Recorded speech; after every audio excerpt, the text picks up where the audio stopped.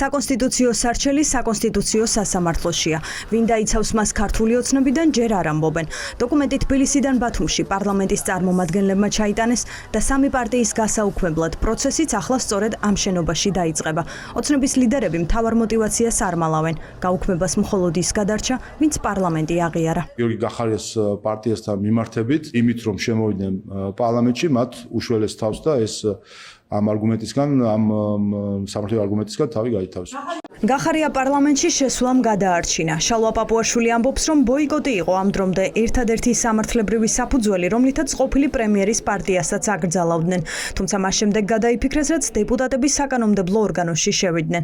მაშინ ჩნდება აზრი, რომ ივანიშვილის მთავრობის აღიარება ყველას გადაარჩენდა და იკრძალებიან მხოლოდ იმის გამო, რომ ოცნებამ მათგან ლეგიტიმაცია ვერ მოიპოვა. ვერან ვერ შემოვიდოდა, იმიტომ რომ მათ მანდატები მათ ეს რო ქონოდა და რო ყოფილიყოს და ვერ გეტყვით, მაგრამ მათ ეს ხიდებიც დაწვეს, რომ დაეტოვებინათ შესაძლებლობა შემოსულიყვნენ პარლამენტში. თუ დატოვებდნენ ამ ხედებს, მე შევხედავდით რა იქნებოდა. ყოველ შემთხვევაში ეს არგუმენტი შეიძლება ისეთი მყარი არ ყოფილიყო, რაც შეეხება საბოტაჟს. თუმცა ნაციონალური მოძრაობის კოალიცია ცვლილებებისთვის ლელოს მიმართ გარდა საბოტაჟისა არსებობს სხვა ასე ვთქვათ, კონსტიტუციურ სამართლებრივი პრეტენზიები და არგუმენტები. გახარიას გუნდში დაადასტურეს, რომ პარლამენტში შესვლის ერთ-ერთი მთავარი მიზეზი გადარჩენა იყო. ყოფილი პრემიერის თანაგუნდელები ამბობენ, რომ პარტიას ივანიშვილთან ბრძოლაში მთავარ ინსტრუმენტად ხედავენ. გიორგი შარაშიძე იმასაც ამბობს, რომ სხვებმა, ვინც ბოიკოტში რჩებიან, თავი თავადვე აიკრძალეს. ჩვენ გვჭირდება პარტია.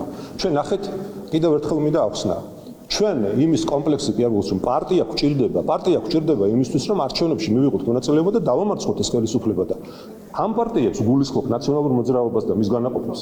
არ ჭირდებათ ეს პარტია, თავად ამბობენ ამას და ახლა ვერ ხვდები მათმაგევრად მე როგორ გიპასუხოთ. თავად ამბობენ, არ გვჭირდება ჩვენ პარტიებიო, თავად იგრძელავენ საკუთარ თავს. როცა ამბობენ, რომ ჩვენ არჩევნების გზით ვერ შევცვლით ამ ხელისუფლებასო, დიდი ბოდიში, მაგრამ ამას არ ამბობენ, მე მეშლება რამე? შარაშიძის ეს ნათქვამი სხვებს ოპოზიციაში არ მოეწონათ. მიუთითებენ, რომ გახარიას პარტია უკვე ღია დალაპარაკდა ქართული ოცნების ენაზე. თუმცა პარტიებში ასევე ფიქრობენ, რომ პარლამენტის არაღიარების გარდა სხვა მიზეზებიც არსებობს, რის გამოც ოპოზიციის აკრძალვა ივანიშვილმა ახლა გადაწყვიტა. მე სიმართლე გითხრათ, უფრო სხვა მიზეზი მგონია აქ. პირველი მიზეზი ეს არის ომის გამართლება. 2008 წელს რუსეთის გამართლება, როდესაც ჩვენთან შემოიჭრა და პირველი სამხედრო ფართომასშტაბიანი აგრესია იყო ზუსტად 2008 წელს საქართველოში. მეორე ეს არის კონკრეტულად მე ვფიქრობ საინფორმაციო სივრცის შევსება, იმიტომ რომ ბიძინა ივანიშვილისთვის ძალიან მნიშვნელოვანია რომ პროპაგანდას დაკავებული ქონდეს საინფორმაციო სივრცე და მესამე ალბათ ეს არის კიდევ უფრო დაგსახსვის რაღაცნაირად ცდელობა. თურმე ქართული ოცნება პოლიტიკურ პარტიებს, პოლიტიკურ აზრს, პოლიტიკურ აქტივობას გრძალავს და აუქმებს მხოლოდ და მხოლოდ იმიტომ, რომ სინამდვილეში ჩვენ პროდასალონმა პოლიტიკურმა ძალებმა არ გადავდგით ისეთი ნაბიჯები, არ მივიღეთ ისეთი გადაწყვეტილებები, რომლებიც ყველაზე მეტად სჭირდებოდა ბიძინა ივანიშვილს მიტაცებული ძალაუფლების შენარჩუნებისთვის. გიორგი გახარიამ აირჩია ის გზა, რაც აირჩია, მას შეუძლია ბერლინიდან ეთანამშრომლოს რეჟიმს. საინტერესოა ისიც, რომ გიორგი გახარიასთან ოცნებამ ძველი ამბების შეხსენება შეაჩერა და ბრალდებებიც დაივიწყა. არადა ყოფილ პრემიერს მხოლოდ პარტიის ღალატს არ აბრალებდნენ. იყო უფრო მძიმე ბრალდებებიც. ჩორჩანას საკითხის გამო ომის საფრთხის შექმნაში დასდეს ბრალი და წვლილი დაინახეს 20 ივნისის მოვლენებშიც.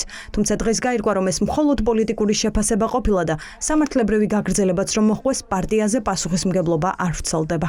შეიძლება რაღაც ქმედება იყოს პოლიტიკურად გასაძრახი, ამავე დროს სისხლის სამართლებრივათაც დასჭადი, თუმცა არ აკმაყოფილებდეს კონსტიტუციურ სამართლებრივ წინაპირობას პარტიის მთლიანად ასაკრძალად. ამიტომ ზუსტად ამ კრიტერიუმებით ვისარგებლეთ. არადა სხვა პარტიებს ოცნება კოლექტიურ პასუხისმგებლობას აკისრებს მათი ლიდერების მიმართ პრეტენზიების გამოც.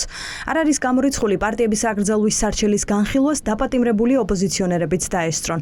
ნიკა გვარამიას სახელით გამოქვეყნებულ პოსტში წერია, რომ ის მზადაა განხილვაში მონაწილეობა თავადაც მიიღოს.